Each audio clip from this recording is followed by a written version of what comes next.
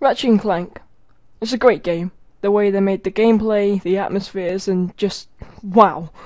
It's like planets you can go to, like travel through space, and you don't control it. It's kind of just the loading screen.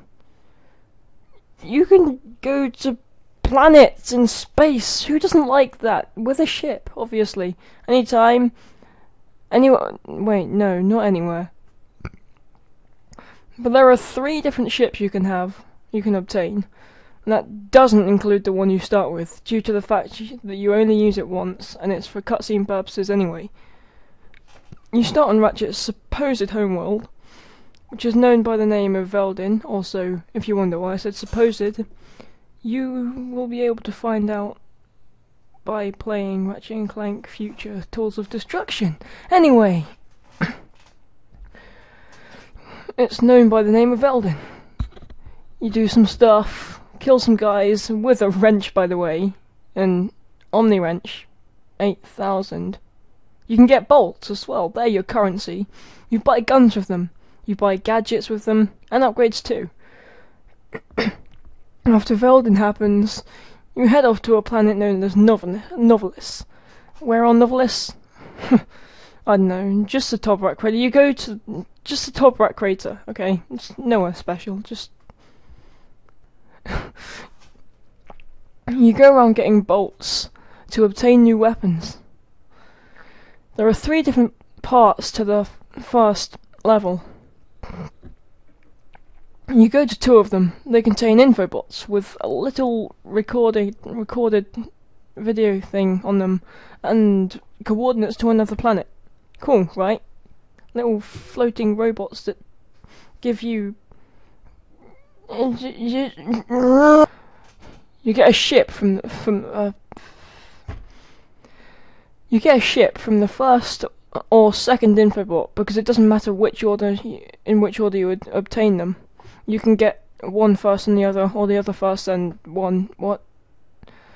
There is also a weapon vendor at the start of the level, by the way, and on the other side of the ship, there is a little place you can go down to get bolts and kill some people. It doesn't really matter. Yeah, there's a weapons vendor right at the start by your ship, by the way.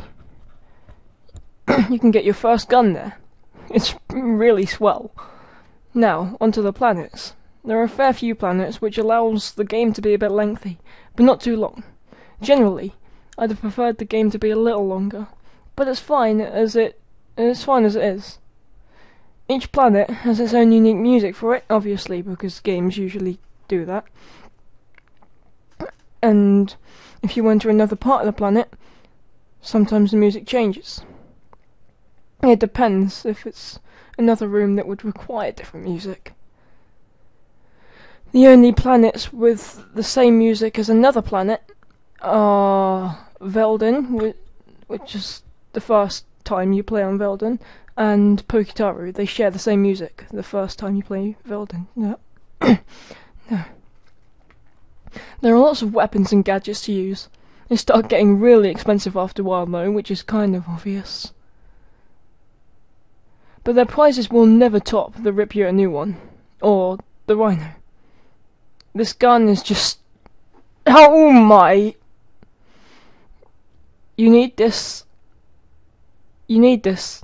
Yeah, you need this. Literally need this gun to beat the final boss. I mean, you can beat him without, but you're gonna need a PDA and a ton of bolts to spend.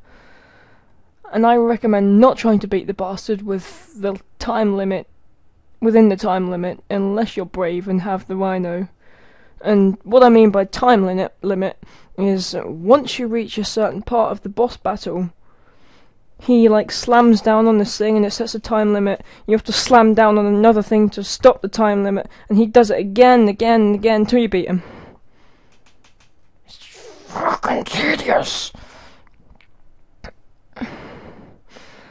Anyway,